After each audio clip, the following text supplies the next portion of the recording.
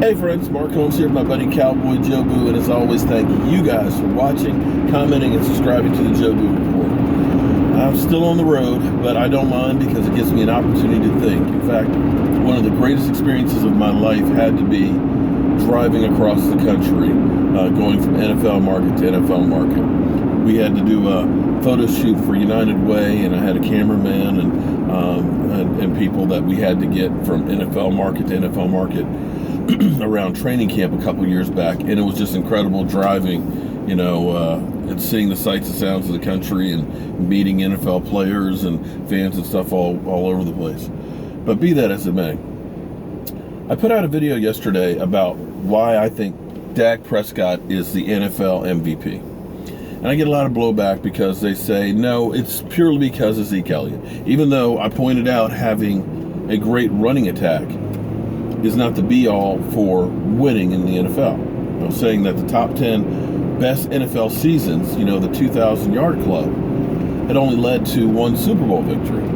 In most cases, it ended up being like a 10-6 records, or like Chris Johnson, who went over 2,000 yards, they were 8-8. So clearly, the quarterback has a main point in winning. The fact that the NFL puts such a high premium on quarterbacks.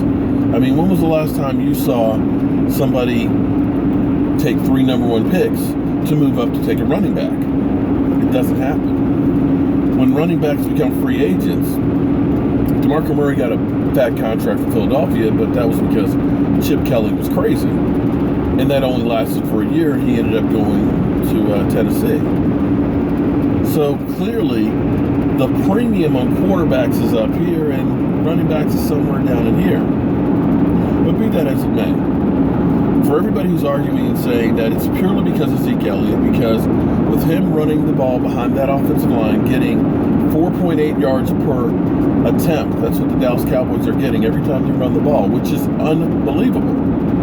That Dak Prescott just has to show up, because teams are putting 8 people in the box, and they're leaving the receivers wide open or in single coverage. And so Dak just has to hike the ball and just throw it out in space, and they're going to catch it, and it's going to be great. And that's the only reason why his numbers are that high. That he had that 32 of 36 performance, second highest game completion rate in history. That's why he ended up having that attempts without an interception to start a career, because of that. Okay. Well, what I always try and do is give you a reason why something happens. Now, here is a great stat to look at to give you an idea why that is not so. Because of the Dallas Cowboys averaging 4.8 yards per carry, which is second best in the NFL. The Buffalo Bills are averaging 5.5. 3/4 of a yard better than the Dallas Cowboys. So if the Buffalo Bills are able to run the ball better than even the Dallas Cowboys, which means teams are definitely putting 8 men in the box, then explain to me why Tyrod Taylor isn't having a season like Dak Prescott.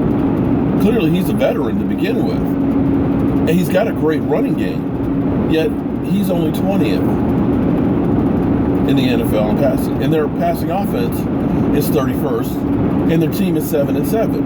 So, explain to me that one. Am I crazy? I don't know. But I got to tell you, it's more than just a running back. And clearly, last year should tell you that when we had Brandon Whedon, Matt Castle, and Kelvin Moore, and they got one victory between them. So as always, friends, I'm Mark Holmes. This is Cowboy Joe Boo. We're still on the road, and we're wishing you a Merry Christmas.